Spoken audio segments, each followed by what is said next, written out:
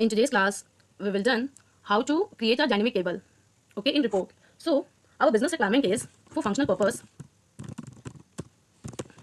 First, for functional purpose, user enter selection criteria. Selection criteria. System fetches purchase order from EKKO.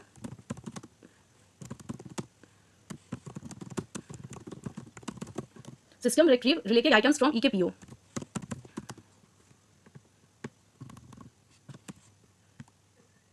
Please don't see spelling by S. System retrieve purchase item related from EKPO. So system identify the maximum number of item number.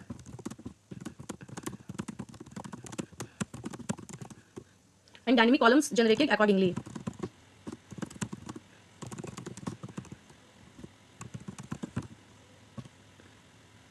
Each PO is converted into a single row structure.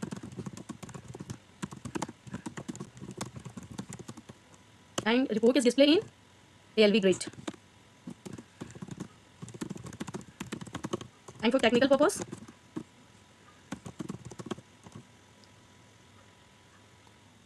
this project dynamically creates an ALV structure at runtime based on the maximum PO item number and convert vertical item data into horizontal pivot format using field symbol and dynamic internal table. So this is our business requirement. So this project cannot be completed in a single day. So I will complete it step by step. In the further class, I will create the internal table and work area and field catalogs and will let you explain step by step.